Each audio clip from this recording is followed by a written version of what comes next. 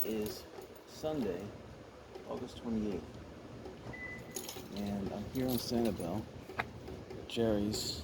It's another free day to come across the causeway, so I'm going to take advantage of it. I'm specifically looking at real estate today, but I'm going to take a trip down to Dixie Beach Road just to go to the end of that. And it's going to take some time, but it's like a little over a mile just one way there. And then I'll probably loop around inside.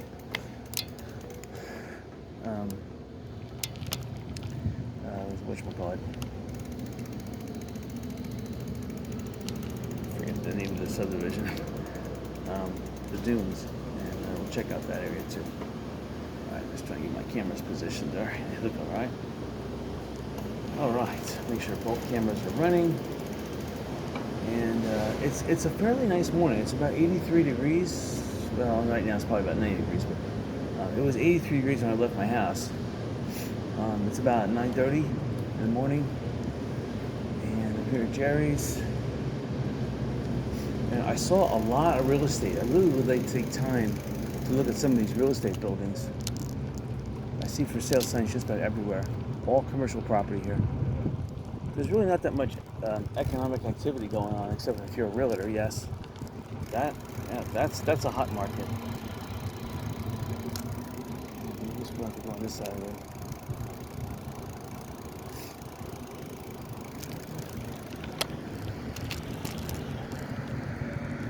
So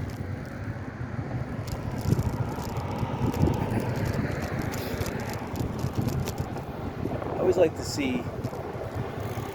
I gotta do at least one little bit of exploring. I just can't be looking at real estate buildings. I've noticed a lot of real estate companies are buying up the primo land down here in, I guess you call it the Shell Harbor area on Periwinkle Way. They seem to be buying up, like this land on the left for lease. Interesting. I want to buy it though. I don't want to lease it. And it doesn't have an aluminum roof. Property on the right here, well, that was knocked down, so I don't want it. I don't want to have to build something brand new. There's plenty of options for that. Should cross right there. This sold pizza thing, that's for sale. I got to cross right now before cars block me. So the VIP's got a really nice building right here, straight ahead. There's a galvalume roof.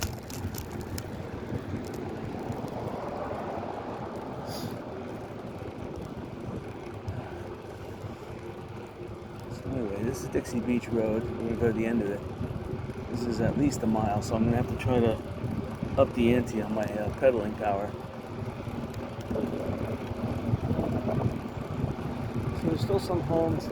The community right here on the left, this was the one of the areas where you could still get value for dollar if you wanted to buy on sale. Well, that was back in the 80s. Now, forget it. When I say value, you see you had most manufacturers built a stilt home, and you had a nice minimum quarter-acre lot. Hello? So the stilt home definitely came in handy for Hurricane Ian, and Irma, and Charlie, and Wilma.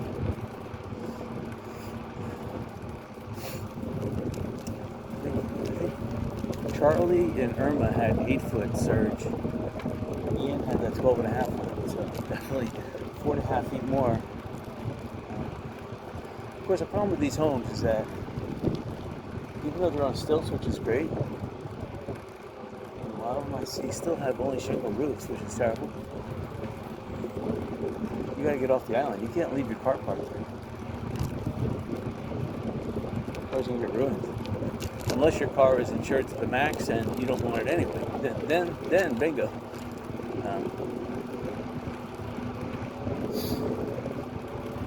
So now on the left-hand side, that's part of Ding Darling Wildlife Refuge. So there's no building going on over there. I was killing mosquitoes in my garage left and right. I had one of those mosquito zappers. And that's a godsend, I'm telling you. Okay, Albatross. So this goes to the dunes. Yeah, there's a dune center. So I'll come back and I'll go down that road. Just to make a quick, I'm gonna take the northern route around just so I can see what the country club looks like. Southern route's interesting. There is like a little, supposedly there's a little hidden trail that links up with the Bailey Track Trail, but I'm kind of more curious to see what happened to the Dunes Country Club and golf course, so I kind of want to go that way. Why? So, this is one of the widest bicycle paths on the island, even wider than the sand cap one. I think this is either 6 or 7 feet wide. Amazing.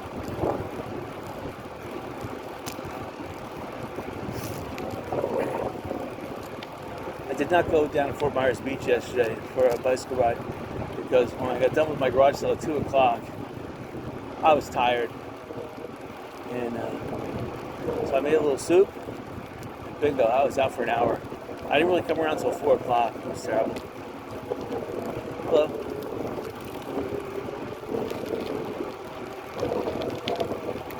See, I don't see Billy bicycle signs on those bikes, so I think they're locals.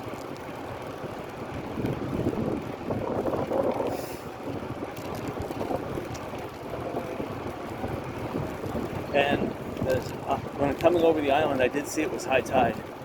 Yeah, I see that the tide here is really high. Normally this area wouldn't flood, but this area is really low.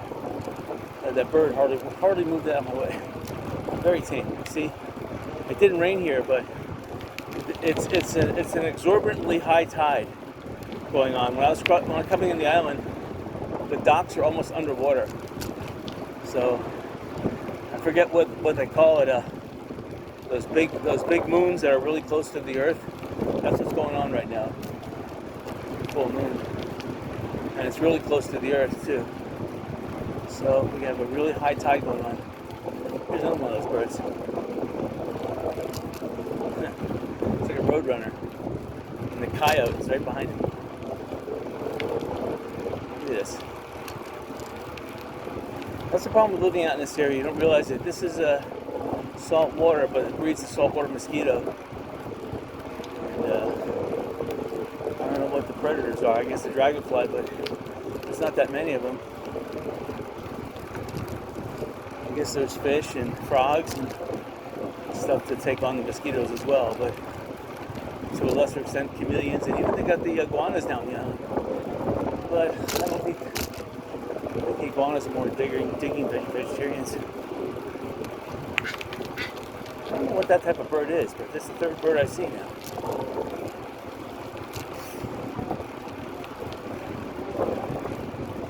So I saw some police activity in Punta Rassa before I came over the causeway. They're giving people tickets for parking on that backwater side where people can access the water. Pretty sad because there was only about 4 cars parked over there. I guess the police have nothing else better to do is give out tickets. People trying to enjoy themselves. It's not good. Alright, so I'm looking on the left-hand side.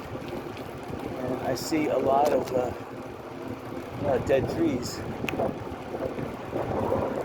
the right-hand side, there's a lot of dead trees too.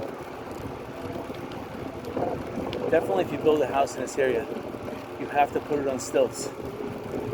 There is absolutely, I mean, if this is the high water mark, obviously you're living at elevation equals 0.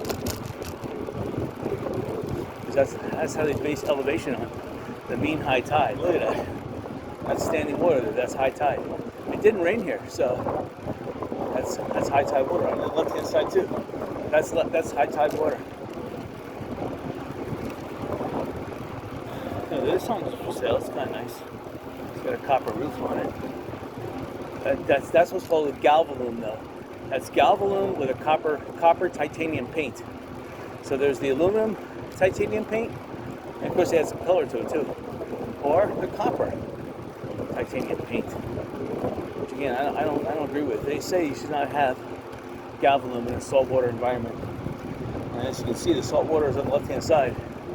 That's going to corrode the galvalume.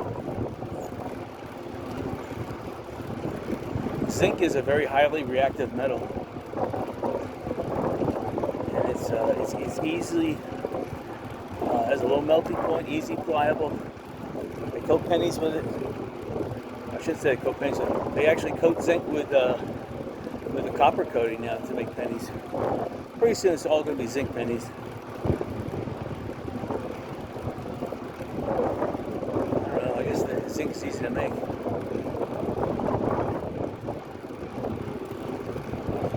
Angel Drive.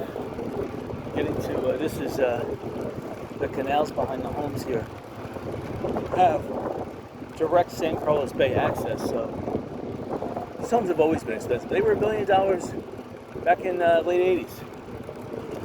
So now they're probably about $5 to $6 million each, minimum, maybe more. And the ones on this one, San Carlos Bay Drive, forget it. You better be rich. Look at that. The tide is breaking over the wall here, coming over. That's how high the high tide is right now. So obviously there's not going to be a beach bicycle ride today. Look at that. Look at that. Only the seaweed is holding the water back. Look at that. Even this road is wet. The tide is seeping, or the groundwater is seeping across this road. Look at that. There's a little sand barrier here that's washing away. They have big concrete barriers, and the concrete barriers are slightly submerged with each wave. Without those concrete culverts have barriers, what do we call them? Those inverted concrete culverts. This place would be toast. That's the problem with this place. There used to be tons of king spiders in this area too. So Buckkeep on Captiva, or Buckkeep, just off Captiva I should say, was the dominant place where you would find those king spiders. Again, the midsection of the spider was as big as your clenched fist, and the legs sometimes would be 12 to 18 inches each one, so it would have a span sometimes of 36 inches in one. It's scary too when you see the thing run. I actually took a canoe back in '88, went underneath a couple of them on the horseshoe, horseshoe canal ditch that went through Buckkeep. Now it was wiped out in '95 during whatever it was, Hurricane Keith or whatever, Tropical Storm Keith, right? But yeah, it was. Alright, so this is the Sanibel Captiva Conservation Foundation land on the left-hand side. On the right-hand side, I'm pretty sure it's still open property. I see a big house just beyond the mangrove. So somebody got it right and bought themselves some nice property. And there's an underground, actually no, it's overground power. But, again, we're at sea level here, so any storm is going to flood this area. So you have to be really a boater to appreciate this. And your house definitely has to be 12 plus feet minimum on stilts. And I'm looking at some of the homes here that were at ground level. See, well, there appears to be garages left. Our homes that now are converted into garages. Here's a home, but this home is not sitting too high above the ground. So there's a home there. Looks like it was redone. This home here, definitely the first floor was completely flooded. See, yeah, you don't want to water your front yard because all the vegetation was dead. This house here too, the water level, it's hard to say. I mean, that's almost 10 feet, but the water was 12 and a half. The surge probably got in the first floor. Definitely this house got ruined. So you'd have to raise this house a good 8 feet. This house, again, it's too low. First floor got flooded. Terrible. I would say 15 feet you should go. This house here, it's debatable. It looks like it's almost 10 feet up, but the water came up 12 and a half feet. So, hard to say whether it survived or not. Probably got some water in the first floor because we're close to the wave action too. You know, on Fort Myers Beach with 5 to 7 foot waves on top of the 12.5 foot surge. I'm not sure if they experience any waves here. So when I'm talking about the surge being 12.5 feet, I'm not including waves on that. If there was waves, see, all these pools were ruined. They're probably inundated with sand. I have to say one thing though. This road was worse last time I bicycled down it. So Hurricane Ian seems to have improved this road, or they fixed this road. But this road is really nice compared to the last time I was down this road. It was like 3 years ago, and there was big moon craters everywhere. I mean, you'd expect a lunar module to come by, or maybe the lunar buggy to roll by or something. It just had so many craters. See this home? That's toast. Yeah, the groundwater is. I mean, I would love to buy this property if it was on the cheap. Obviously, it's not. These are good accommodations if I was solely going to do real estate on Sanibel Island, which, believe me, there is plenty of economic activity to keep a realtor busy. Look at all the realtors here in the island. See that home there. They just put a expensive pool cage in and everything. The road's got a little worse, but still not better than it was. I mean, literally, I don't have to really put my focus down on the ground here. I can see that the road is made a lot of clay, so it's sand and clay, which is good. You know, the same kind of stuff you would make clay tennis ball courts out of. So here's the end of the line. So a lot of these homes still are in a dilapidated state, including this one. So we got wood. They're gonna do the insides, but you know, a wooden house, forget it.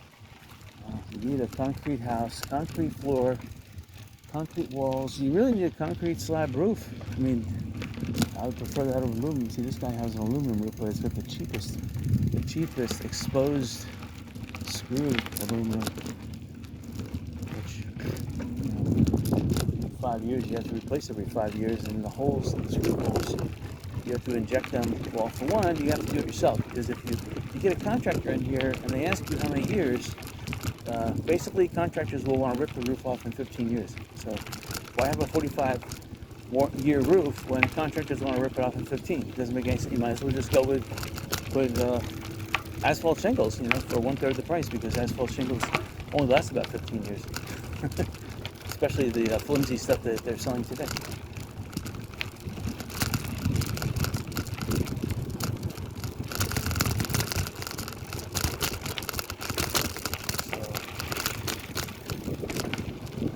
This is my beach bicycle ride.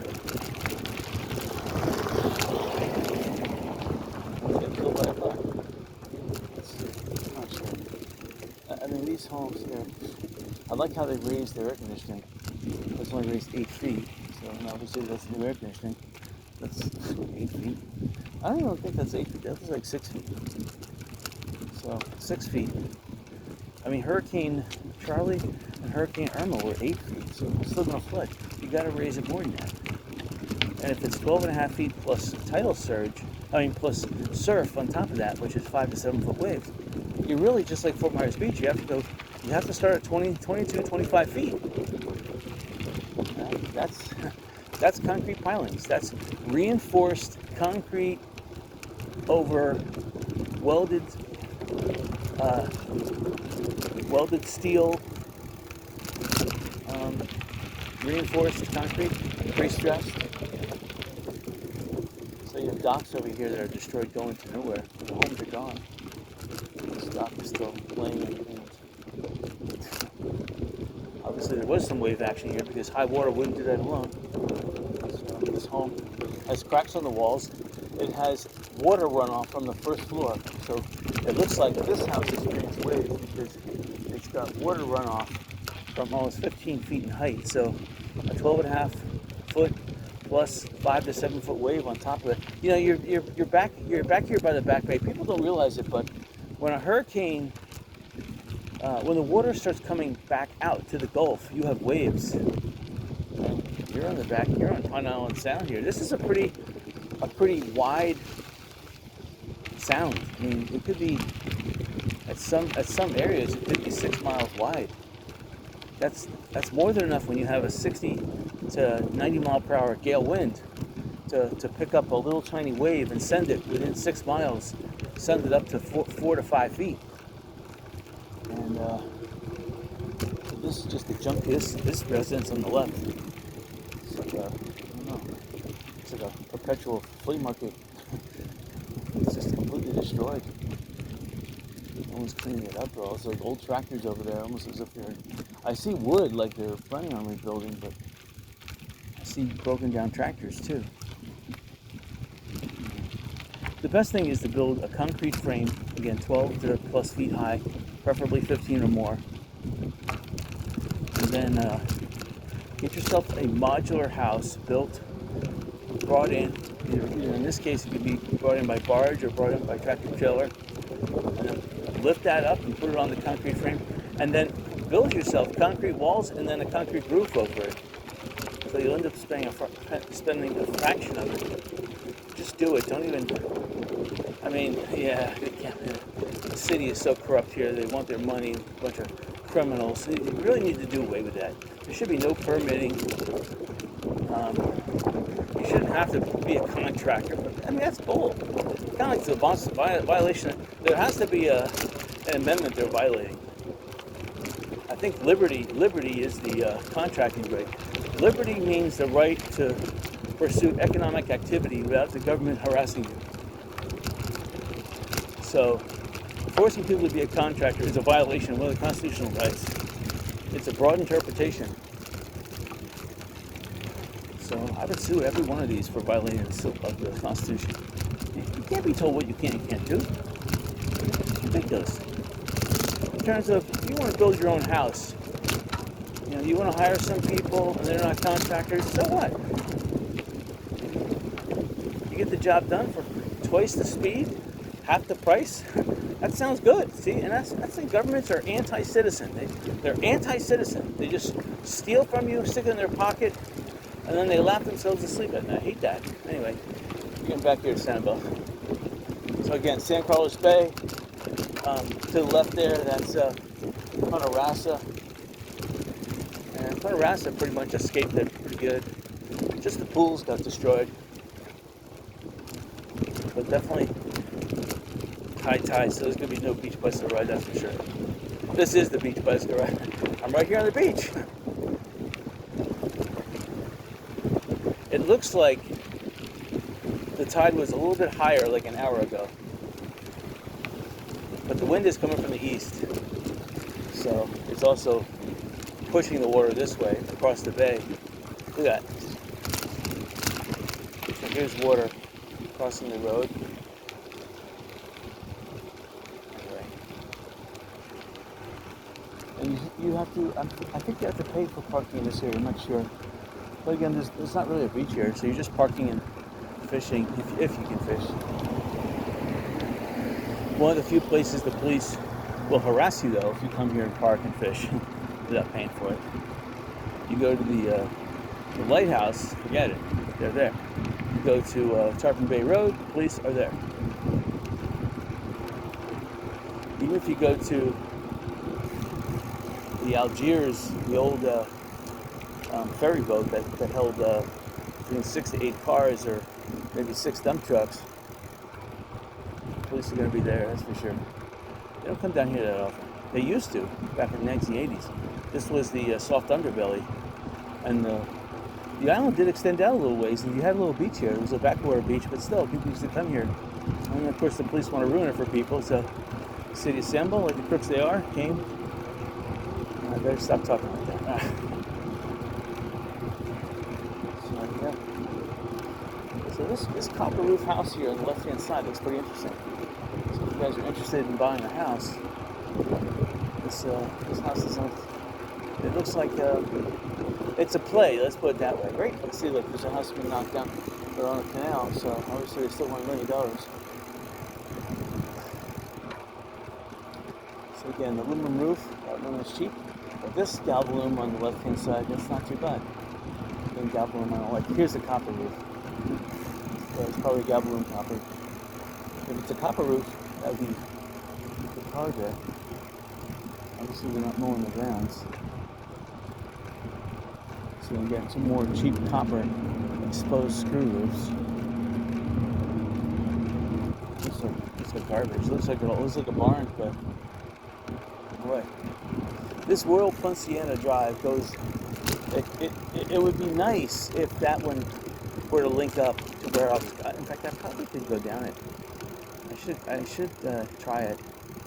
I know there's a road that goes right behind, right next to, but because this is high tide, I don't want to risk it.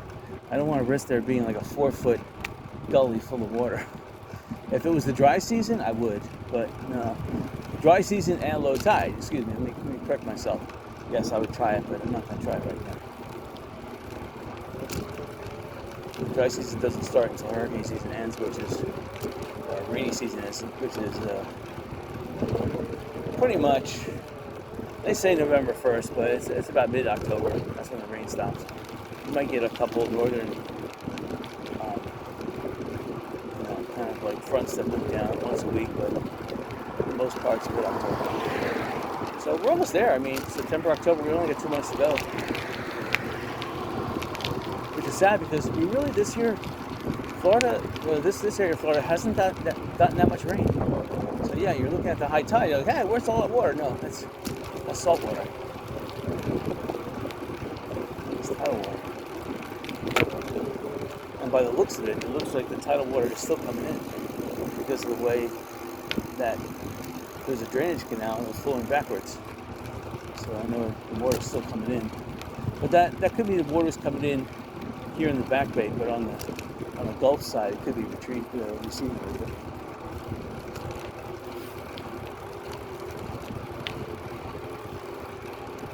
But the camera's falling out because I didn't tighten it enough.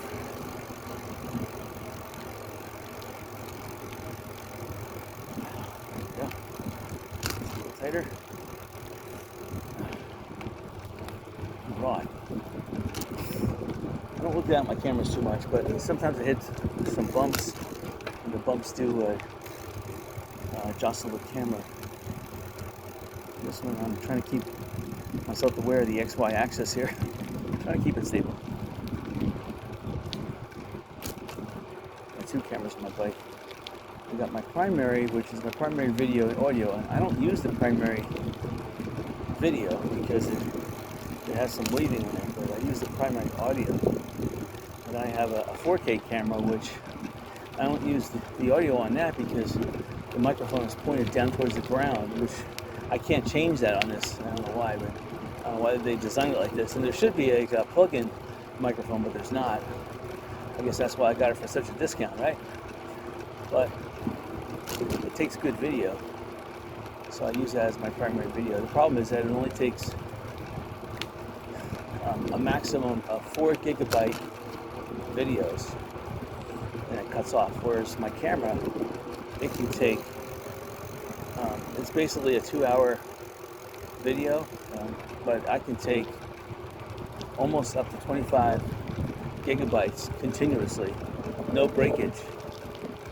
Whereas unfortunately the 4K camera breaks at 4 gigabytes. So like last week it was almost a 30 gigabyte video, but it was broken up into 8 segments. And not only that, the 4K video lasted, whereas my primary video ran out like 5 minutes before I got to Bailey's. So if you watched the video last week, you'll see that the audio kind of like trailed off. I purposely did that too because I was listening to the audio of the secondary camera and I'm like, not good enough. There's too much cranking noise, too much changing of the gear, too much. You know, the bicycle has its metal fatigue and that's amplified into the microphone. I'm like, no, I'm not going to release that. And plus you can hardly hear me talking.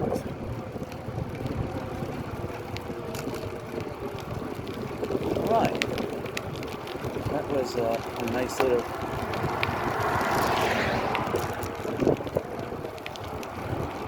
that's the thing, I didn't do any bicycling yesterday, so I had a garage sale at my house. I wanted to one, I wanted to organize the garage. My garage has just been a mess, and I don't normally keep it a mess, but the last garage sale I had, I didn't really have a chance to organize the garage. It was kind of left. See, that's a nice. That is the El Cheapo.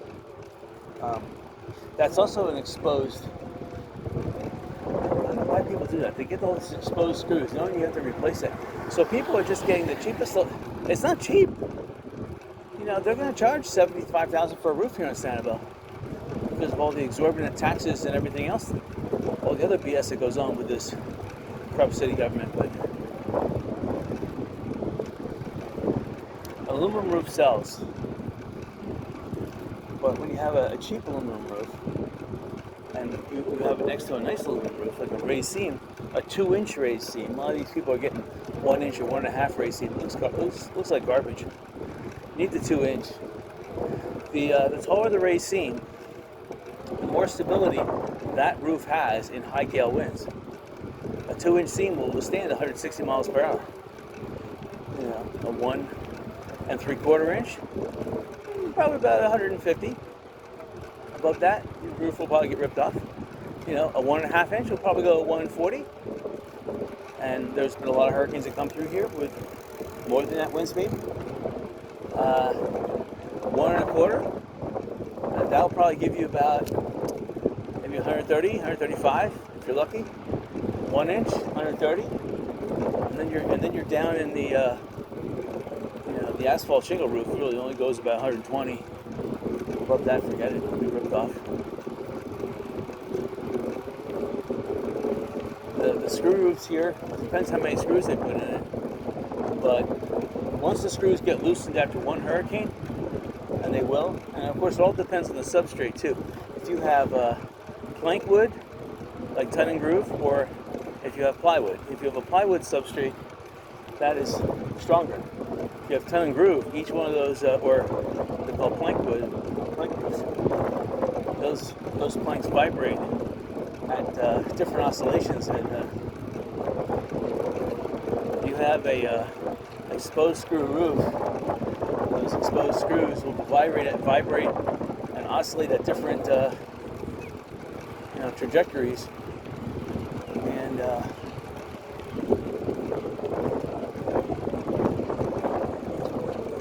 what I'm saying is that if you don't have it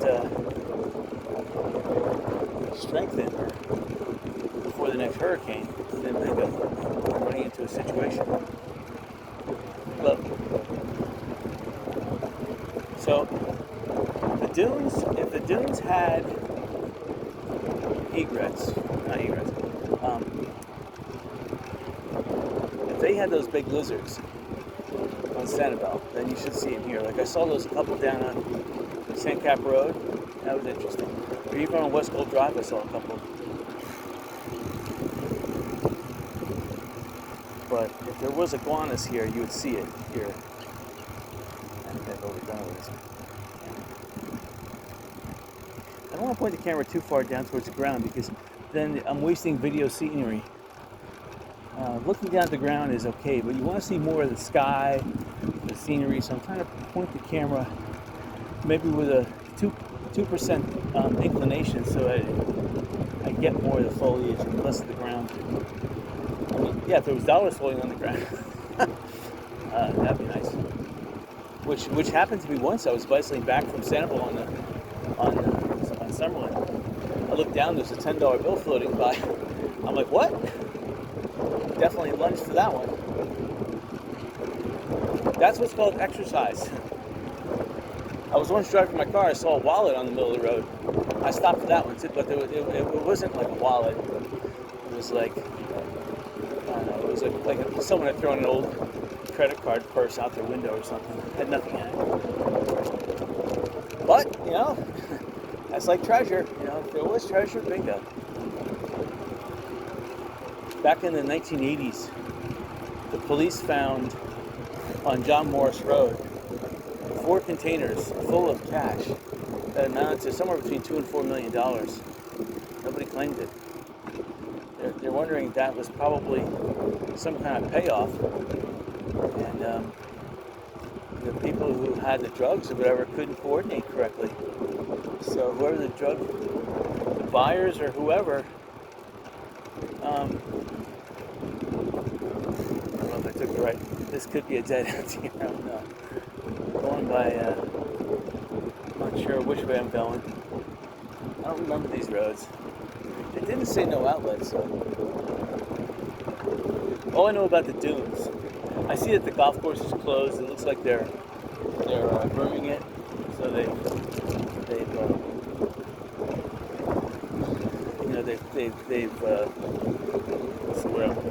they graded it to a green, and they've added some sand traps.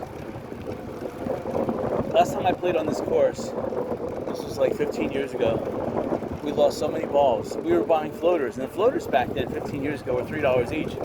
So we liked the floaters because if we hit them by the shoreline, we could scoop them back up and use them again. So here's a house here on the left-hand side that didn't survive. A lot of these homes that were built here were made out of wood.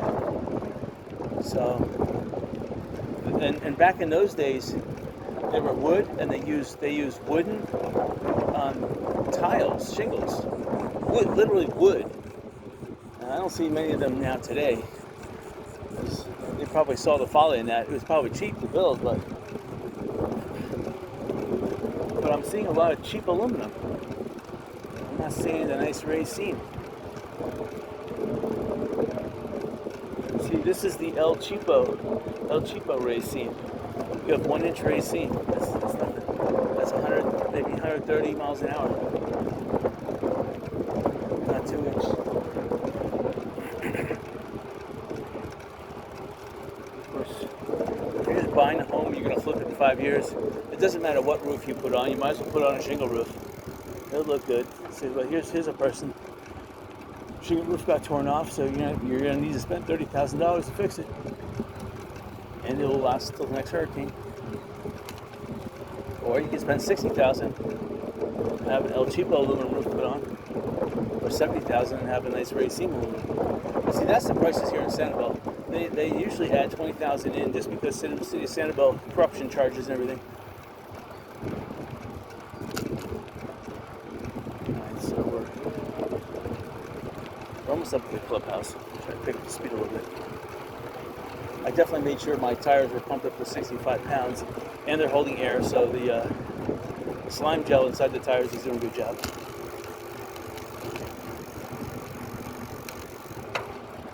Right.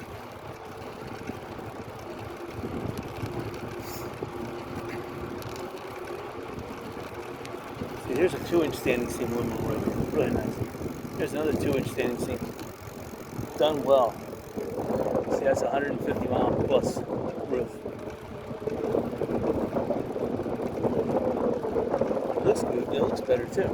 People see that too. I mean, if you want to sell your house, here's 2-inch. It's nice.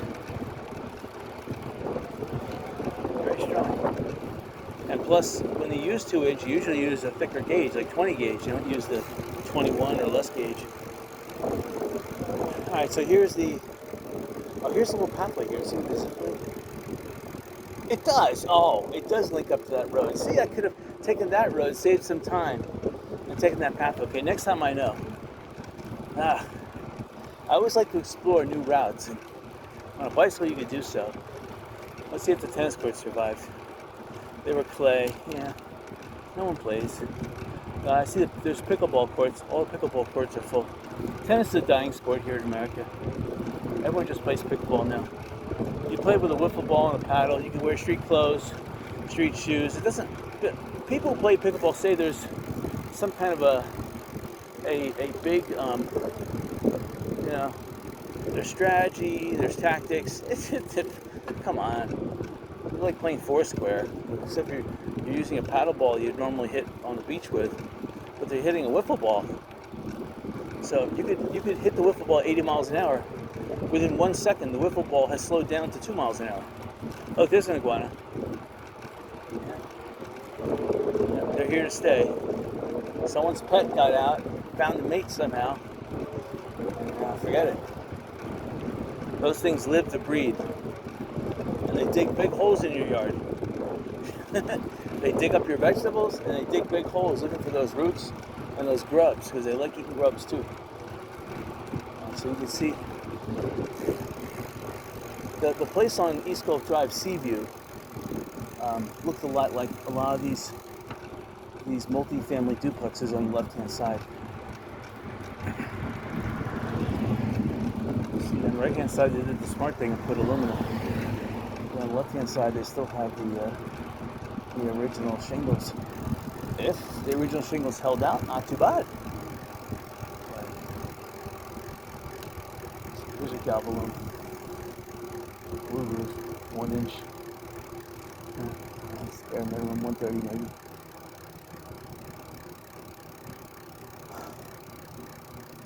The thing is that this area has had more than its share of hurricanes. I'm not saying it's done because you can never say that.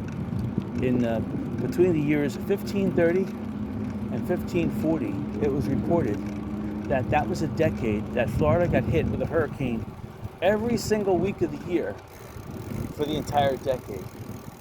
So if you think it can't happen, it could happen. A 10 years straight, every week, a hurricane hitting Florida. And that's what the Spanish recorded between 1530 and 1540. And that was the year where a lot of the plate fleets got wiped out because they would leave port, Havana, and pretty much all the Spanish gold from the Philippines went to Panama, and Panama then went to Havana. Everything from the Aztecs from Mexico also went from Veracruz to Havana, and then Havana was the departure, the disembark to whatever that Cadiz or whatever that port is there in Spain. And that decade, 1540, and the thing is that was the same time, right before 1540, all the Spanish plate fleets took the Southern Passage, which is the passage that Christopher Columbus discovered to go to Havana. The Southern Passage, which is just north of Hispaniola. Right around 1540, 1550, then the Spanish took the northern, the Gulf Stream to go back to Spain because it cut off an entire week because it used the currents and it used the wind. And they can get to the right latitude to go right back over and follow the stars.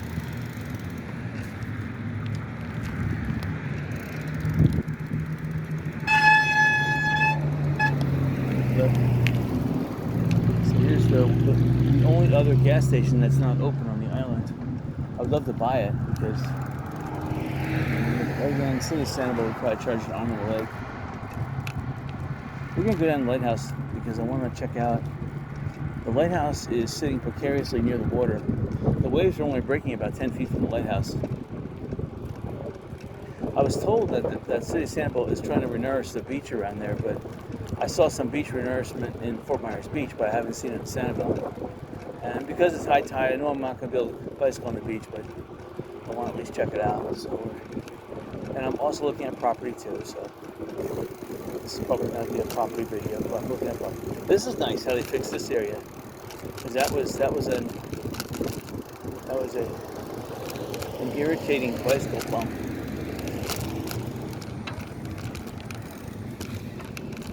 Yeah, so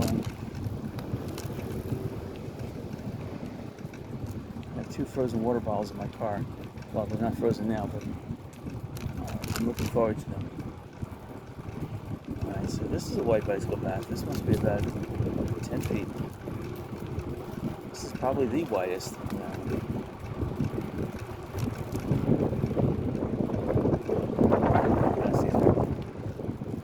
don't mind staying behind them there.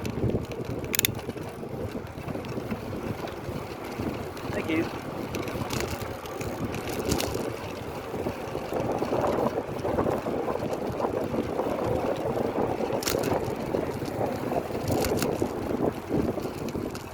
So this bridge, both footers of this bridge were washed away in Hurricane Ian. So they had to make a makeshift repair there. I mean, the makeshift repair is kind of shoddy, but it's a lot faster than what they're doing on the Sanibel Causeway right now. I mean, I don't understand what they're doing on Sanibel Causeway. Almost like they're making like one of those Chinese islands in the South China Sea. I mean, it's taking so much time. I mean, I don't know how long does it take to, and I've seen the road they made there, it's pretty shoddy. Almost as if they're hiring people that don't know how to build roads by paying exorbitant amounts of money. Again, more grift. I hate that, you know. There's a lot of people that would volunteer time, services, even material to help out. But governments here don't want that. They want to waste taxpayers' money to the max, make the most shoddy repair. Like the city of Fort Myers Beach built the Cerro Boulevard for $80 million. It got wiped out, and now they want another $80 million. They need to all be imprisoned and sentenced to death for mismanagement. They're like, well, we didn't no, you did. People that commit crimes, you don't ask them if they committed a crime or not. It's obvious. You can look at it. That was silly. Designing a road like that. Sand flowing into the water runoff running to the middle of the road. Sand flowing to the middle of the road? That's going to clog the drain. And yeah, that's what it does. They have to spend like, I think, $4 or $5 million a year cleaning sand out of the main drain. What is that? If they had built a nice arched road with the water flowing off the road towards the individual homeowners, I mean, come on. Just build a little culvert on the side of the road. What's the difference does it make? You know, have a storm drain on the side of the road. Don't even do that. I mean, sand is porous, so it flows. Just build the road a little higher. The homeowners just have to understand the roads come first. You know, you can't hold the city responsible for an act of nature raining. Come on, the homeowner, they can build their house up on stilts or build their, you know, eventually homes. I mean, my home's, I've been living there for almost 30 years. I mean, I've been building it up. My driveway used to be above the ground level. Now my ground level is pretty much above my driveway. My driveway's not sinking. It's just that there's, you know, atmospheric dust coming down. The rain pulls that atmospheric dust. You have interstellar dust coming down, sure. And then, yeah, I keep on blowing my driveway clean, blowing all the dust onto my lawn as well. So it eventually accretes over time. I must have 2 to 3 inches added to the topsoil on top of my entire lawn. Plus I had a flood. The flood deposited at least an inch of sand, or mud I should say, not really sand, it was mud. I had to pressure wash that out of my garage. Not so much in my house. I only had like a microscopic layer of mud. That was easily just sponged up. My garage had about an inch. And then my sidewalks, my pool had a lot. Man, I had to pump that. And I pumped it from my pool out into my front yard, so that added big time. All this green mud, green black mud. My grass right now is really thriving, really nice. Really green and thick. Time to sell the house with a nice green grass. So here's East Coast Drive. Then here's the shopping plaza, Seahorse Shopping Plaza. The Lighthouse Cafe says they're moving to that old Joey's restaurant on Perrywick Way, right near the Lazy Flamingo.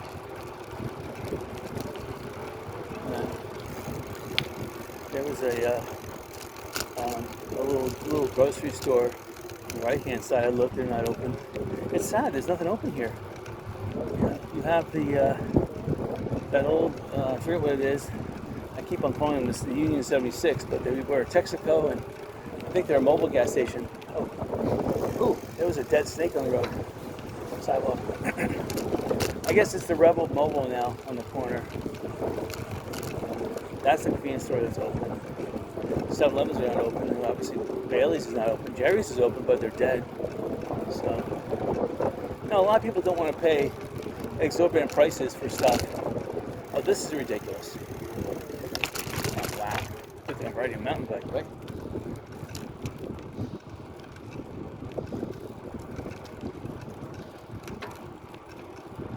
there's a lot of homeowners that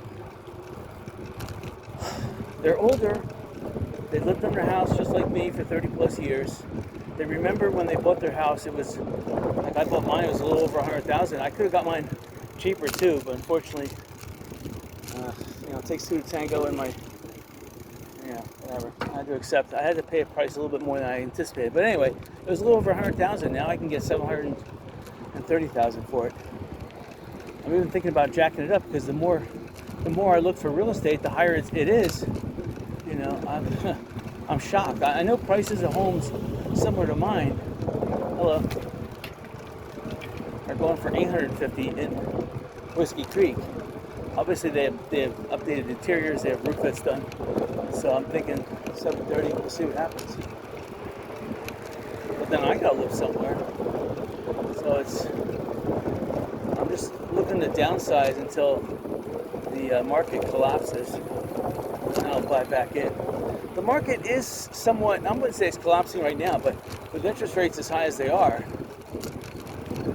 and they're forecasted criminals in Washington, D.C., who are not elected fairly, are going to raise it again. In fact, they're the ones that should be paying the interest rates while they're in jail working. Yes. All right, hold on, let me go this way. Take caution. Oh, that's sign pollution. We should get rid of that sign. The people in the city of Sanibel with all these dumb signs. Protected wildlife habitat. I mean, come on. Get rid of the sign. You don't need to have a grill here. People can bring their own. You don't need picnic tables here. No parking anytime. So this road, I'm trying to think if this road was paved or not. I don't think so. I think it was always kind of a muddy road. A little sign pollution. So people have to pay $5 an hour here. Hard. Unless you have a handicap permit. Still have to download an app on their phone. And they're paid for it. If they're paid for it, they slap you with a huge ticket.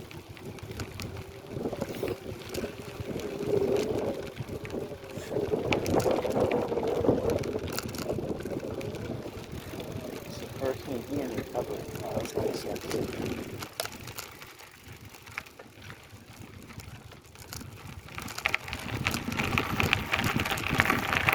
It's pretty sad because the doctors did get to walk on the other side of the island to use the other side of this lighthouse area. And this causeway I went down 2 weeks ago. It's still pretty nice.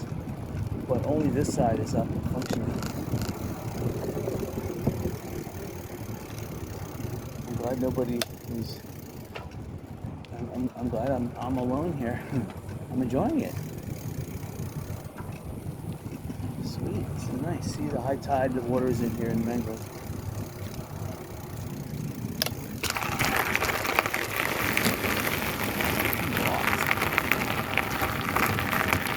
This is all crushed seashells. Or maybe it's not crushed seashells and I'm crushing them. But for an island like this is the best road surface if you are not paving the road. Because crushed seashells will not develop big potholes. That's the nice thing about it.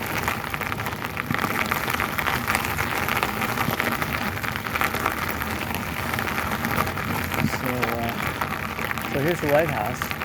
Again, it was missing one leg, and I guess the developer came and put another leg on to see what kind of work they did. It looks pretty shoddy. Whatever they did. There's like some wooden, some 2x4, some 2x8s or whatever, 2x12s holding one of the legs on. But this, you can see the water is breaking literally within 6 feet of the lighthouse. So this bathroom is open. And it's got a drinking fountain. That's high tide, you can see. I can't even get around. The waves there. The fences are out in the water. Now this area, this added some beach here, which is kind of interesting. So the island is moving towards the mainland a little bit in this area. And the beach looks gorgeous over here. You know, Sanibel should throw some bones though. I mean, they should offer some free parking. Ridiculous. Not just a free bridge. Free bridge. It should be free bridge. They should just stop this toll and say free bridge. I have to go this way because there's no way this island's going to redevelop. More businesses are losing money left and right, and they're going to go under. You just have realtors left just flipping property, and the city just whatever. I mean, I hear horror stories of people who own land and the city is like invading, trespassing their property, and then trying to confiscate personal property, putting signs. We're just trying to condemn the property, and it's like, what? You get off, get off, you know? That's the city of Sanibel. Fort Myers Beach is trying to do that too. It seems like these cities, they all get together and try to be the most communist scum towards the citizens. I'm telling you.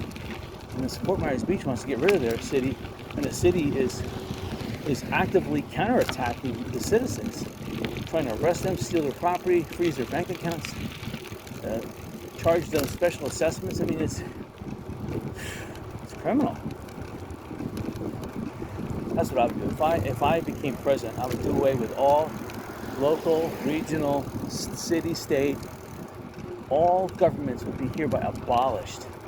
There would no longer be any taxation or permitting allowed at the outside of the federal level. States would be done away with.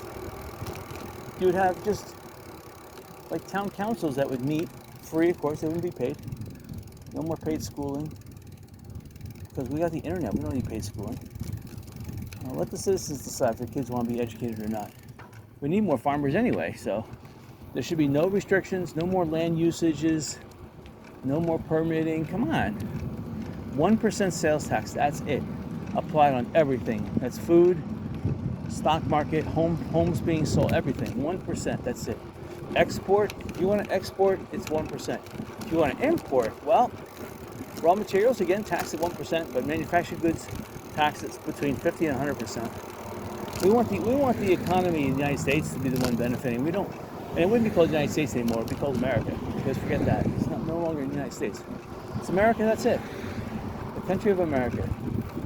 And I would annex Canada, Greenland, and Iceland because Europe owes us. They owe us like $40+ trillion. And forget it. They'll never repay it. So we'll just take Greenland and Iceland. We'll call it square. And then I would make the conversion rate. I should stop talking. Hello? I would make the conversion rate probably about, because I don't know, EU really doesn't, they really want more money. They're like addicted to, they're addicted criminals.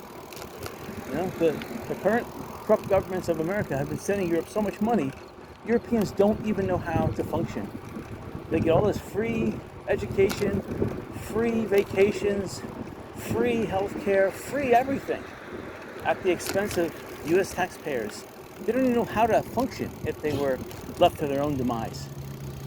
You know, they just sit there as like, you know, sticking out their hands and open their mouths. They don't know how to feed themselves. I hear that France wants to burn 25% of all the vineyards in France to try to prop up wine prices. I'm like, that's the stupidest thing I've ever heard. Right, here's a home on the left-hand side that's available. Anyway, I better stop talking politics because I can just go off on it. Alright, I was just saying that, you know, you can make very two sides. There's another home left-hand side. Oh shit, I just ran over the snake. There's a lot of homes right in this area. They're made out of old wood that are still in the state of destruction. We're going to go one more street. We're going to take, I mean, beyond, I like taking that little wooden bridge. We're going to take that again. It seems like this area would be a really good area if you wanted to find your real estate.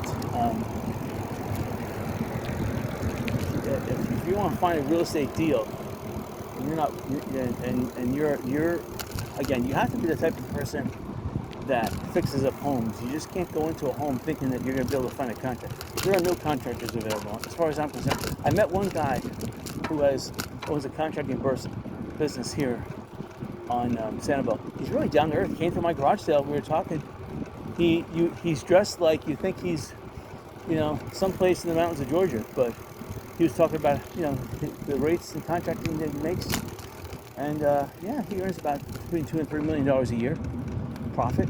So yeah, he's doing good.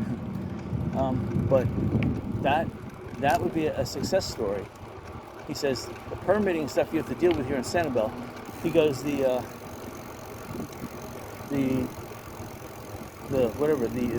city inspectors that come out to inspect. He goes, they want to be up when he's installing drywall. Like, it's that communist. And not only that, he takes out the inspectors take out rulers. They rule to see if you've put the screws in exactly where screws need to go on drywall. That City of Sanibel mandates screws have to be at a certain position, and you have to use a certain number of them. You can't use more, or you have to rip the whole thing out. It's complete communism. They really need to take those inspectors, throw them in jail for the rest of their lives. Maybe the United States needs a gulag or a penal colony somewhere where these inspectors can work the rest of their lives for free. It's just horrible anyway.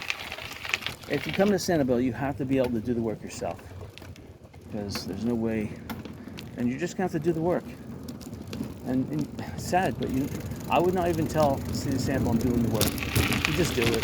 Just do it, and don't tell anyone, and just enjoy your property. 5 years later, there'll be another hurricane. Believe me, once a hurricane comes, it washes the slate clean. You won't have to worry about old permits not being permitted. Don't worry about it. Just get it done. That's the thing about Sanibel. Here's the colony on the left-hand side.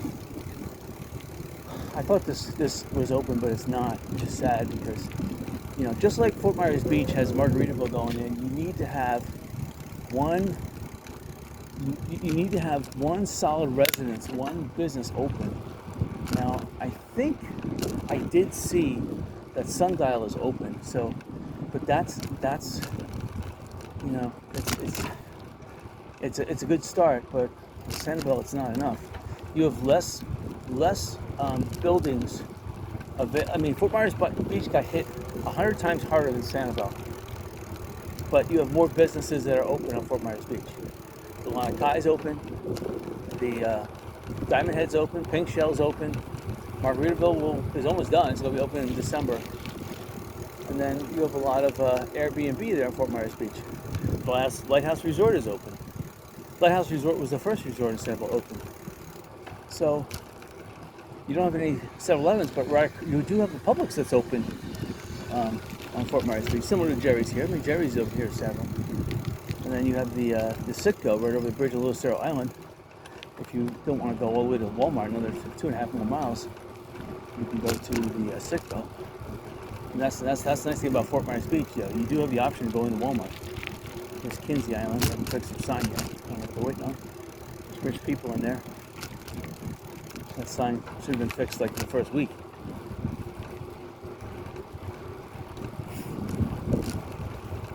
But all these places here on the left-hand side. Look at the power poles, because obviously if there's no power, there's no way you can reopen. But this place, Surfrider Beach Club, or wherever this was here, that's history. Again, it happened 11 months ago, and it's still looking like this. Here's a Surfrider. They lost one full. They lost some beach apartments up there, and then one whole. It's all wood in here. So they need to knock the whole thing down. There's no way you can rebuild that. Even the air conditioning on the roof got battered a little bit by the wind, but it's smart to put it on the roof. There's a home it wasn't a home, it was like a shed. And coming on the right-hand side, they paid like $4 million for the shed. It got wiped out. And then the new code and ordinances say there's more setbacks. So they lost everything. I think where it is. They knocked down the shed. They paid their $4 million. They still own that piece of land. Nobody's gonna buy it for $4 million. It's ridiculous. It's right up here. You can still see the sign of it. Right here on the right-hand side. I see some debris. Yeah, right here on the right-hand side, there was something right here. Right here. Huh. There's like a dot there. That's it. It wasn't this house. It was right before it. I see there's like netting so they have a permit to rebuild, but they ain't gonna be allowed to rebuild. There's sandalwood. That was the general public for insurance and general safety purposes, no trespassing. I can see there's still roofing to be done again. I don't know what they're waiting on. Unless you're going to sell it as is. There's somebody with deep pockets. Personally, they spent $6 million in those pavers, that parking lot. That's just plain stupid. I mean, all these places, they all had this paver mentality. They all spent millions each. We're talking multi-millions. Put these pavers in, and after one hurricane, it looks like garbage. And now you have weeds growing up through it. This bicycle path, they put a new layer, like a 1.5-inch layer of asphalt. See, tennis court's ruined. No one plays tennis anymore, so you can make that one tennis court into four pickleball courts. So that's a savior. People are still playing pickleball. Sanibel Arms, it's pretty sad. First floor is definitely wiped out. They always get wiped out. Sanibel Arms West, all the floors get wiped out with any hurricane. But this is the longest I've seen it's taken them to rebuild. And again, I don't see them rebuilding. I see them fencing off. So the city of Fort Myers, or Sanibel, excuse me, again, corrupt criminals that they are, should be disbanded. I mean, this is beyond treason. This is a high crime the city is causing. They're saying that you can't rebuild unless an inspector is on site. We have limited inspectors because obviously we have no more tax base. Well, then you need to disband Sanibel. You need to get rid of they could turn over Sanibel to Lee County. They don't need to have all these inspectors, and get Sanibel back on his feet. It's criminal what they're doing. They should be sued out of existence, and they should be forced to pay it. And all the police, every county worker here, should be forced to work for free if they care to do such silliness. So anyway, here's a tennis court that survived, but it has no screen around it. It's Sanibel Arms West. However, press controlled access. I don't know what they mean about that. Trying to fix the roof. Again, they paid so many millions of dollars for these pavers. Here, the moorings.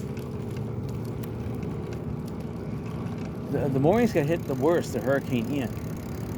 I mean Irma. They got hit the worst. So they had to pay a lot. That was 5 years ago. 5 years before Ian. That is 6 years ago. Again, I see skeleton crews doing skeleton work that will take another 2 years to finish at this rate they're doing. It makes no sense. Makes no sense unless some government entity with deep pockets like the U.S. government, the corrupt U.S. government, bought up all this property and now it's handing them out to all the good communists, the good communist foot soldiers. I don't know. Hope not. Hope that's not the case. I'll be pissed off. So here's the Song of the Sea. At least they're getting the roof done. Hopefully they won't put tile in there. They'll do it with aluminum. So this Victoria Cove. These things are all wood though. I saw them build this, so I don't know. Wood. I mean, you can put paint on it all you want. It's rotting on the inside. There's ants and everything else, termites. It's no good. It has an aluminum roof. Looks nice, but it's all wood. It's terrible. Now, Sanibel Arms, the new buildings here. Not Sanibel Arms. The I don't know what they call it. It was the Best Western Shell Harbor, and then it was the Hilton for a while. I don't know what they call it now, but if there's any hotel that should open, this should open, which would spur the development on this side of the island. I mean, this island needs a gas station. The gas station is packed, so it needs another gas station. Not necessarily this gas station per se, but the city of Sanibel is just getting in the way. I mean, you want to open up a gas station, they hit you with a million things, then look at you with their gaping jaw their eyes wide open like they're mental retards. I mean, it's horrible to have to deal with these type of people. And again, I'm just dealing with what one person told me. And I believe him because I hear a lot about Fort Myers Beach because I've been there a little bit more because Sanibel's kind of like, the police on Sanibel were trying to pull over everyone coming over into the island to check their credentials. And it wasn't just one. So one police lets you go, you turn the block onto another road, another policeman pulls you over, asks you, they're just harassing everyone. So, and the police are like, well, we're just doing what we're told. You know, we're told to be good little communists, so we're communists and be quiet. You know, it's like, wow. So people don't want to, people would rather go to Fort Myers Beach. They would rather go somewhere that wasn't destroyed, like, you know, anywhere. You can go to Bradenton Beach, you can go to Hollywood Beach, you can go a lot of other places. Clearwater has a, you know, it's kind of stinky, but you can go there. I mean, I wouldn't go to Daytona Beach. Daytona Beach 50 years ago had a nice beach, but there was a hurricane that took a lot of sand offshore. And then when they started charging for people to drive on the beach, then bingo, that was it for Daytona Beach. Now it's up to $20+ or whatever it is. It's just totally silly. No one goes on the beach. You have 6 people inside each toll booth doing nothing, so twiddling their thumbs and getting, having like 2 air conditioners inside each little toll thing there. I don't know how you can squeeze 6 people in there. It's horrible. Just that's how governments are, stupid, and they just try to make everything this kumbaya communism. You know, like you graduate from college directly into communism. You earn 0 pay, right? Bingo, wonderful. Not good. Anyway, getting back to Sanibel.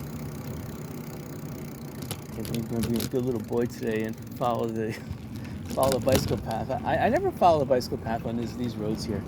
I still remember where I had to make a right-hand turn there. That was the back way when Narita and Middle Gulf Drive did not connect. You had to take Narita Street, the back way, to get to 7-Eleven. Or 7-Eleven's not open anymore, so you have to go to the Rebel Mobile. That's the only place on the island, except for Jerry's, where you can get yourself something cold. And the nice thing about the Rebel is they haven't jacked up their prices. They could. I mean, Bailey's is gone. All the 7-Elevens are gone. They could double their prices and people would pay it. They would have to. There's no way they can't. So whoever owns the Mobile, my hat's off to you, the Mobile Rebel there. I mean, even the Santiva Mini Mart's wiped out. It's gone. At Blind Pass. I wish I had the money. You know, that's the thing. You know, I'm in a situation right now where I'm looking for a real estate office. I don't want to waste money. The prices are just so ridiculously high right now, which is ridiculous. I almost want to sell my house, and then I want a hurricane, a big one. I want a hurricane Donna style Category 5 with 175 mile per winds, 20-foot tidal surge. Come in here and finish what Ian started. That's really. And then I wanted to take out the Sanibel City and the Fort Myers government was taken out, but they didn't take out the Sanibel City government. Fort Myers City government still exists, though, sadly. Hello. So anyway, we're not going to go too far. We're just going to go back down to Bailey's and make a little circuit tour. I know it's high tide. There's no point in going on the beach. I'm not going to push my bicycle through that high tide sand dunes. You know.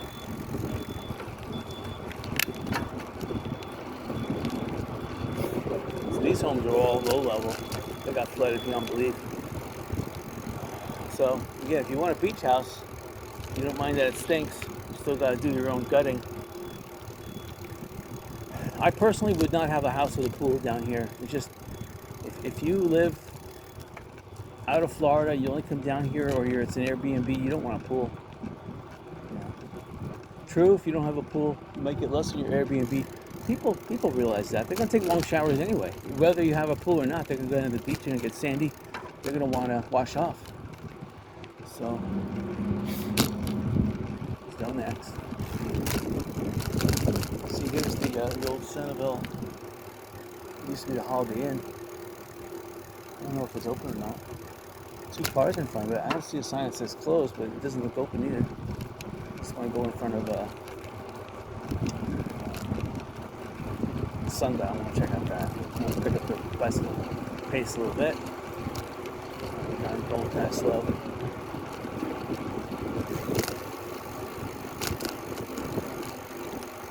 Hello.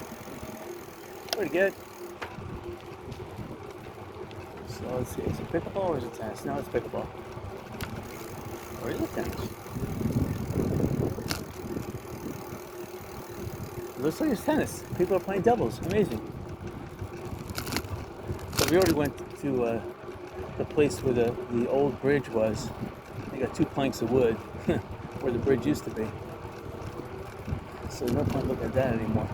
It's just that you have to go to the property appraiser website to look at the satellite view, because search engines like Google and Bing are still showing old, like early 2022 imagery, even though they're pointing it off as the imagery is 2023. They're a bunch of liars. So if you're buying real estate, you don't want to look at that. You don't want to go to Street View and look and trying to make buying decisions on what it once was looking like. No, you don't want to do that. You want to look at my video now to see what it looks like now. Dead. Look at this. The whole road. I made this comment once before. There's no cars right now on this road. Look at it. Okay, well, just as I said that, one car is behind me. But look, there's nothing down this road straight ahead.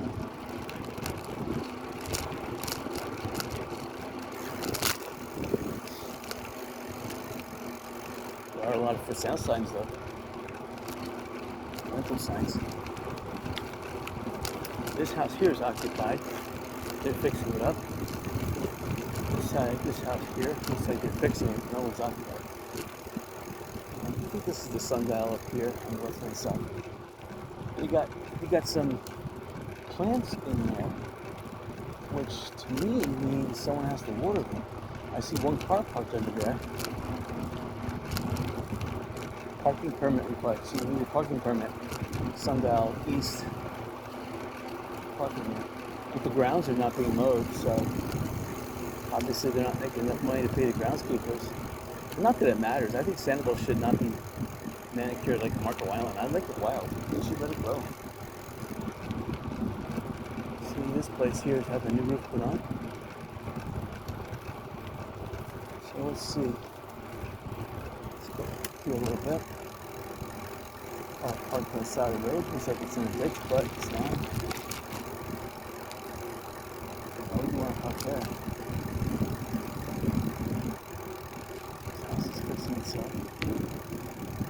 If you own the house here, I don't know how you're going to get to the beach. If the sundial is closed, you can't trespass through their property. See, I can see the pool is still fenced off, so they haven't fixed that sundial. So yeah, it does not look open here, which is sad. This should be the first place to reopen. Look at, they have new air conditioning units placed on the roof. Sad. I'd love to make a casino out of this place, you know, but I ain't gonna spend $100 million.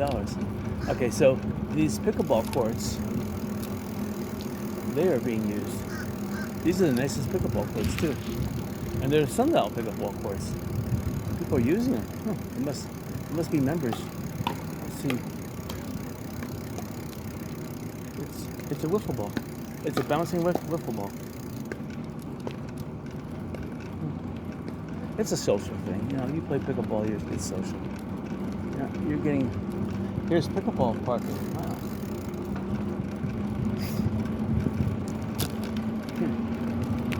I mean,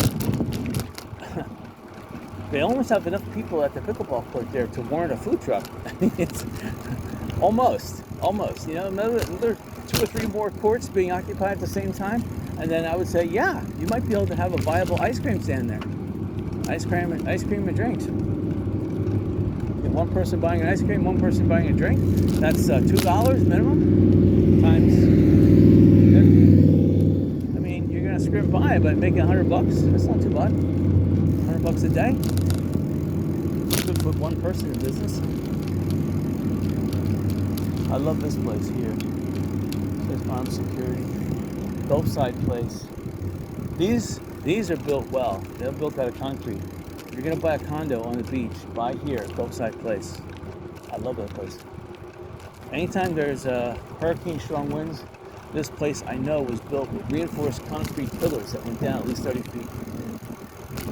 I was here when I saw them building it. I mean, they paid a lot of money putting this place in. So of any place, this would survive. Probably built to withstand 200-mile-per-hour winds. Obviously, the pool didn't survive because that's not.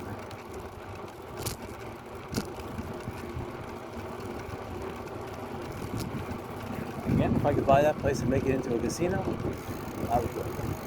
I'd have to fight the city of Sanibel, though, which would be sad. I mean, if I reopened a hotel here, wow. Now, I see a fifth wheel on the left-hand side. I really want to buy that. I see 3 pullouts. That's amazing. Obviously, there's a bedroom pullout for one. This looks like a bathroom pullout. So it's a 2-room fifth wheel. Really nice.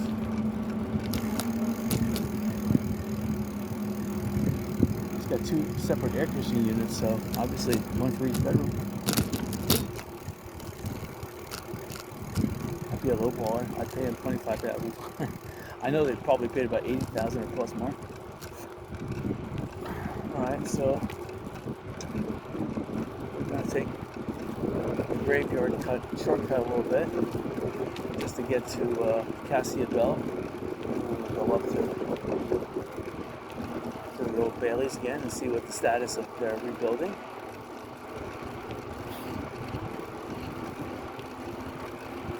So what? Maybe 1 or 2 cars pass me? That's nothing. That's why you need, I'm not saying a real estate company needs to do this, but the Airbnb real estate market, you have to get into that in real estate here in Sanibel, because a lot of your customers are going to be staying at Airbnbs. There's no other place to stay. So you have to have, if you're a real estate person doing work here in Sanibel and Captiva, you have to have an awareness of the market, of the Airbnb market, or of the rental market. I mean, when I open my real estate business, I really care less about renters, but I still have to have an association, a working relationship with other rental companies, either Airbnb or other real estate places, just so I can, those are leads. And the people just can't all stay in Fort Myers and cross the $9 bridge, which again I think is ridiculous. They need to take away that toll. Okay, so here's bicycle parking in the sunshine. They don't understand bicycle tires are black. Absorbed sunlight will explode. You have to park in the shade. Here's the Sanibel Cemetery on the right-hand side. You can see it's all family. U.S. Navy, pretty sad. A lot of people died. It was like 1961 was a bad year here. A lot of people died. That was right after Hurricane Donna. So Hurricane Donna definitely 1960 took out some people here.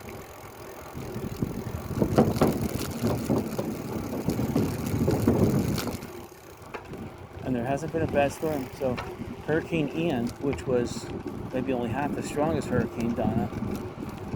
I mean, Hurricane Donna opened up Hurricane Pass. There was no Hurricane Pass on Fort Myers Beach until Hurricane Donna came around. I mean, Hurricane Ian cut the Causeway Islands. It cut them like it obliterated the Sanibel Causeway Islands, Hurricane Ian. So that was power alone. And some of the passes that it cut through the Causeway Islands were like 20 feet deep. So that sand had to go somewhere, but they fixed it, the Causeway Islands.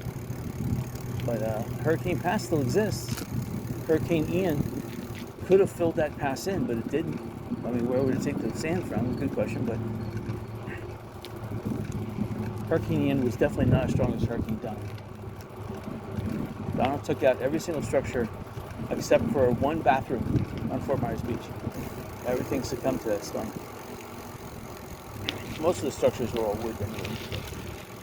That's why you're not going to see a building on Fort Myers Beach older than 1960. And someone will probably correct me. Oh, there's the Mound House. Oh, there's something else on there that's older. No, that stuff was artificially renovated to the point where it was practically replaced. Morning. Okay, I heard something. It could have been an alligator or it could have been a big iguana jumping in the water.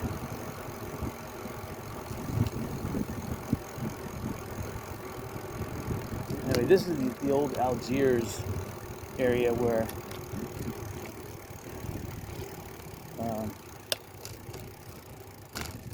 both one of the ferries, which was the Algiers, tried to go out to sea and was caught and pushed back and landed up on here on Sanibel. And it was here till like 1983 or 84. It was still intact, and then they took it down. I was climbing on it, so I know. It was a little paddle wheel car ferry where the cars would enter one side. Sometimes you would have to back up onto the ferry, and then the ferry, because it had a paddle wheel, it's a paddle wheel ferry, which was pretty cool anyway. A wooden paddle wheel, and then it would go to I think it was in Ferry Road on Sanibel, right near the lighthouse. And it would obviously turn around, and the same way you entered the ferry, you had to exit because that's the way it was. There was two ferries that looked identical. One ferry made it out to open water, but it either sunk or it washed up somewhere either on West Gulf Drive or ended up just sinking and being destroyed in the surf. Anyway, they lost both ferries, so they had to build the Sanibel Causeway. And then Elvis Presley came that year, followed That Dream. He filmed the opening scene of his movie Follow That Dream, entering on the newly built Sanibel Causeway. That's the old Sanibel Causeway. And you could recognize the first causeway island as Follow That Dream, the opening credits start. But pretty much he filmed it up by Yankeetown. I was up by Yankeetown. I took a drive up there, but you can still go up on Google Street View, go up to Yankeetown, which is just north of Tampa, about 50 miles. And you could see the road, and it looks exactly like, it hasn't changed. And you can actually spot the area where they filmed his homestead, Elvis Presley and Follow That Dream on Yankeetown. Yankeetown is just north of the Crystal River nuclear power plant. So you're gonna get a lot of cheap electricity up there. I don't know about the drinking water, but I don't know if the uridium is in the water like the Japanese pumping into the Pacific right now, which is, I mean, they should do deep well insertion, 3 to 5 or 5 to 7 miles deep, whatever they do for like fracking. The Japanese could easily do that and get rid of it, and the Earth would naturally, it would take like 5 to 7 years for the water to percolate up. It would be radiation free anyway, because the half-life of that is only 5 years or so. But they have to dump it into the Pacific? Well, that's stupid. It's just going to irradiate everything in the Pacific. It's going to make it a billion times worse than keeping it confined in a deep well insertion. Anyway, I think people in Japan are just stupid, lazy, and cheap.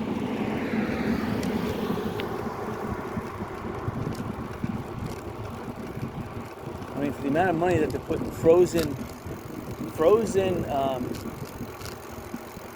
they're injecting extremely chilled water to make frozen things like 40 feet deep to keep the groundwater from pushing the contaminated uranium in the ground. But one, they need to get the uranium out of the ground and contain it. Two, they need to any water used to cool it has to be deep well inserted back into the ground.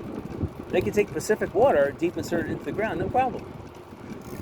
And then, of course, Japanese will say, "Oh, that may trigger an earthquake." Well, please, you know.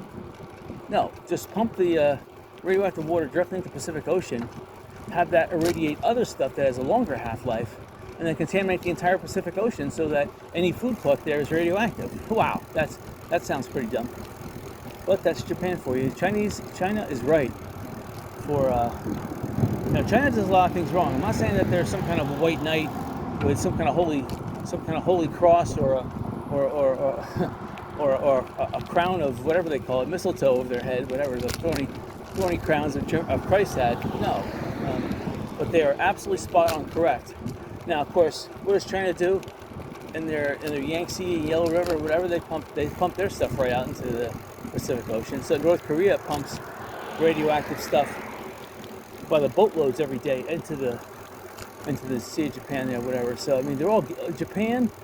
I don't know about South Korea, but North Korea and China are all guilty of polluting the environment, big time. I mean, I'm talking a million times worse than the United States. But then you have countries like India that are also polluting the environment, and Brazil. So, these globalists that blame America, all because America's got deep pockets, or so they think, blame America for everything. But America, only 6% of the landmass probably commits 1/1000th of all the pollution. China, India, Brazil probably cause about 55 to 60% of the world's pollution, yet they're held harmless. What is that about?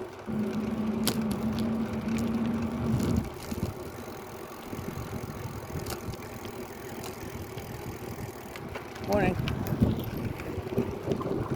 So these people parked up here. Again, they have to pay $5 an hour.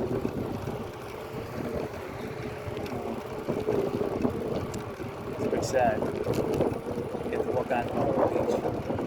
Morning. The nice thing about here is that there's bathrooms. Actually, I have to test the drinking water here. This bathroom. They have water fountains in the shade. And I've always meant to, when I'm bicycling by here, I got to sample it. So let's go this way. It says wrong way. That's okay. It doesn't say do not enter. It just says wrong way. Oh. So.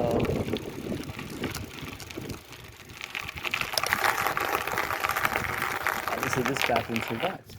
Oh, so there was an entryway here. Wow, nice. All right. Let's see where we go here. Over here. Not that I'm thirsty, but okay. The water is cool, not cold. Tastes a little like rubber, which is horrible.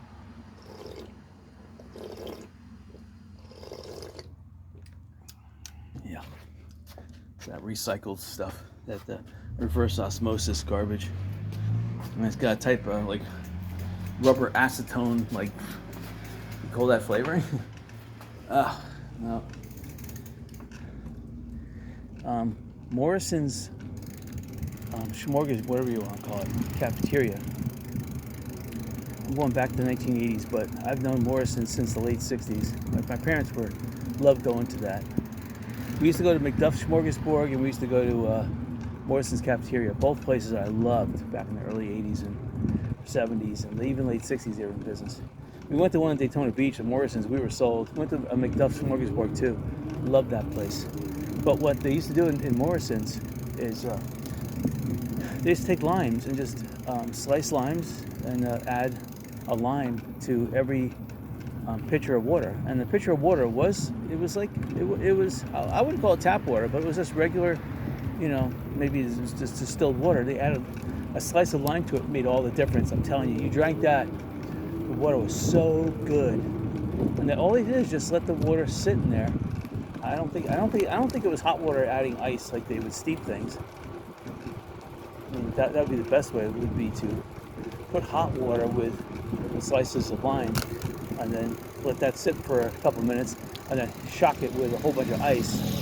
That would really make the lemon come out and change its chemical formula to a more of a sugary taste. But I never could get enough water from Morrison's. Never. It was like in fact I preferred it better than a soft drink. It just tasted so good.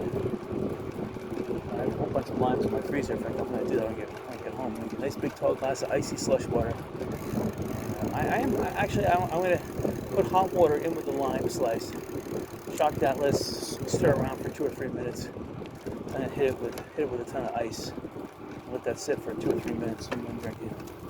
Probably tastes awesome.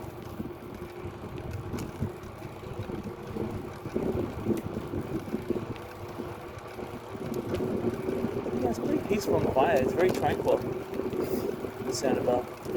I mean, just like I've been going off on political discussions, but there's a nice cumulus cloud above the sun now blocking it. It's making it real enjoyable. Again, temperature is not 90 degrees. It must be in the mid-80s right now, maybe 86. Still, this time of the morning, 11 o'clock or whatever, this is perfect. You have a slight breeze. The humidity is slightly down. Now, I wouldn't say it's low, but it's about 55-60% humidity, which is a lot better than normally the 80% that it is. And the only reason why the humidity is down is because there's that hurricane spinning just north of Puerto Rico right now. And then there's also a hurricane forming just to the west of Cuba, and that's the one they think is going to come our way. So the cone of uncertainty is very uncertain. It could hit Fort Myers, and the way that it's the way that the clouds are circulating. I mean, I've been studying this. I used to be a meteorologist at a radio station, WCPE in Cranford, New Jersey, for 3 years. That was 1982 through 85.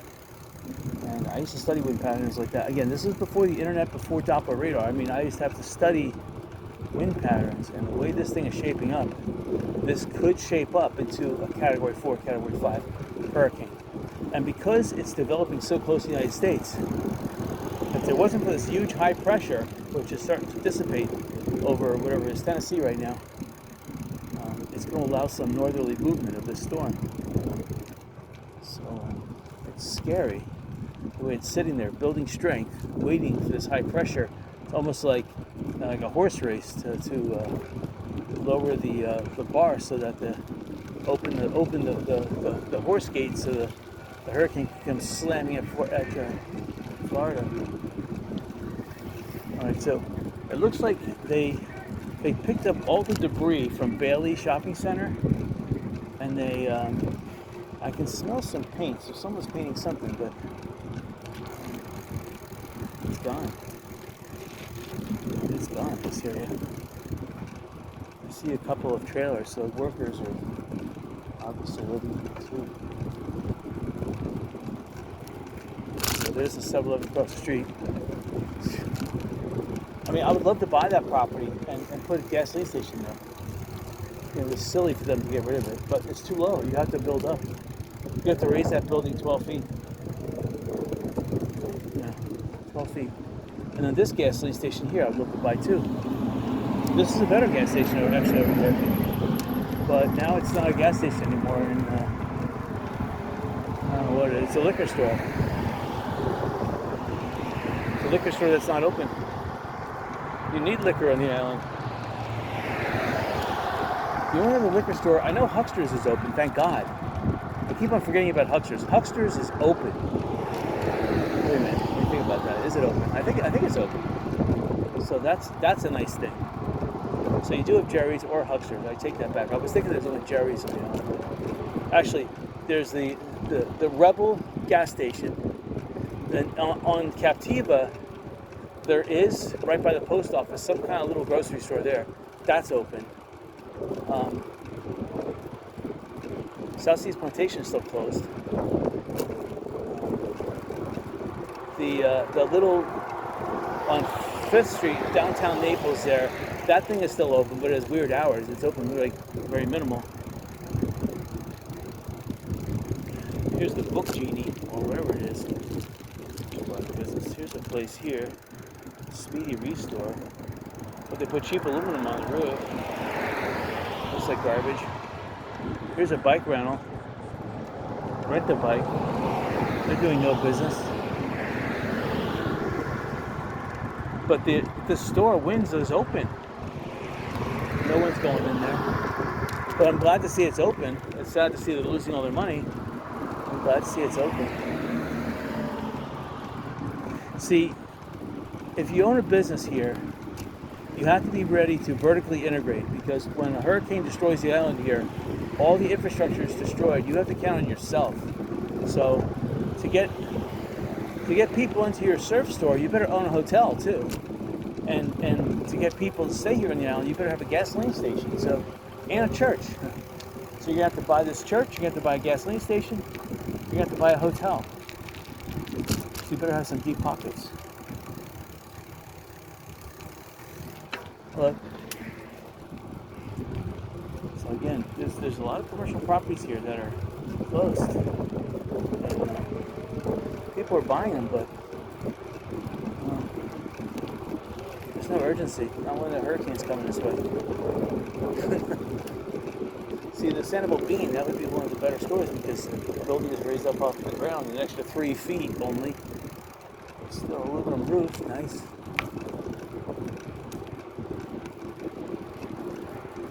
Playground with a 2-inch raise in the roof. See, actually, it looks like it's sheet metal. I don't like it. So, no, you have to go up there every 4 years and paint the roof. that doesn't sound like fun. I'd rather have aluminum roof than to paint it. This place is open. Whatever this is. Cap something. And then here's the island cow burnt to the ground right before the hurricane. But they'll never rebuild it. It says it's coming soon, island cow, but they won't. Definitely no urge to come back right now, that's for sure. There's no business. There used to be 2 homes right here I wanted to buy. At least 2 homes, they're gone. Good thing I didn't buy them, wow. I've been really disappointed. But now I know, I mean, I know what I need. It's homes that are built out of concrete block are the ones that survive. Not that the inside survive. There's a building at Fort Myers Beach I'm going to go to right after I finish the videoing today. I want to check it out. See, even with all the places that got destroyed, Sanibel has too much commercial property to sustain the limited amount of property that did survive. There's too much commercial property. There's not enough people with economic activity to sustain all these businesses anymore. That's why Sanibel and Lee County should make Sundays or they should make the whole weekend free, Saturday and Sunday. Get people on this island, free. Open up some of these beaches. Get some food trucks in here. I don't know. They maybe they could rent out the food trucks or something. They can make their money that way instead of bilking up the residents and the people that would come on the island. Let people come on the island. I mean, there's some people here that want to speculate. They got money, but they're not going to come over here if they're treated like cattle, and these communists are trying to whip them into line. Like this place here. These places, the Haitian Gardens, this was built with a thatch roof. It was supposed to look Hawaiian now, only by name. It's got a sheet metal roof with white everything. It used to be natural wood with a thatch roof, either a wooden shingle roof or a thatch roof. Forget it. This doesn't look. Again, here's the 4 or 5 star realty. I would still like to buy them. The building is listed. That would take some serious. I would need to. For one, it's probably destroyed anyway. 2, I would need to get some iron girders, steel girders under there, galvanized steel girders, and level the building, raise it up and level it.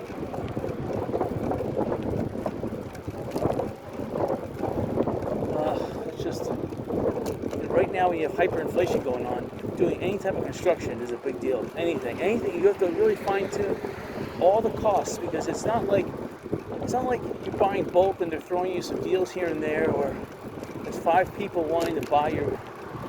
Everyone needs supplies. Supplies are in short supply, and the city of Sanibel is not going to allow any free transport across town. They won't even allow barges to dock up the island to unload. You have to have a special permit for that. So it's like they're trying everything they can to hurt citizens here, almost as if this is one big prison, and you're part of their you're part of their disposable. It's like how Cape Coral feels about its citizens. You are disposable chattel. You bought here, ha ha ha, you made that mistake, now we're going to stick it to you. That's how Cape Coral treats its citizens, or used to. I'm not sure if they still do it anymore, but they used to do that from 1980 through 2015. You were treated like dirt. Fort Myers Beach now is doing that, that's for sure. They must have hired the same criminals from Cape Coral. Fort Myers is starting to do that too. They're criminalizing everybody. You're a criminal, you're guilty, unless you pay 3 times your taxes, and then you're still guilty. In other words, enough is never enough for these criminals. They want more. They're criminals. Anyway, coming up to Jerry's. Again, the one church that's open right here on the left-hand side Nice aluminum roofs. Some of them are cheap, but some of them here they're still building. I see some raised seam over there, which is better. That's what's helping the economy. And then Jerry's, their restaurants open, their supermarkets open. That's kind of nice. I'm actually go up in Jerry's and check it out while I'm here. I am going to try to take the car. I'm trying to think where I can park though. Cross that.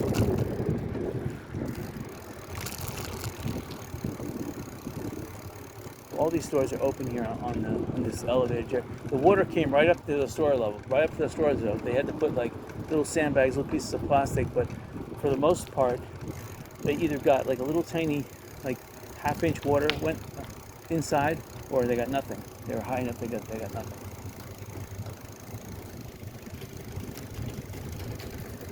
So the air conditioners are pumping out all that water is running down those drains. Jerry's so smart to build this elevated. He must have been around or in an area where there was a hurricane. He was smart to do this. Because he knows if you have a store that has $1 billion worth of food in it, and you're only insured for a couple of million, you better have your store elevated, your supermarket elevated, and Bailey's not smart enough. All right, I hope you guys enjoyed this. Next week,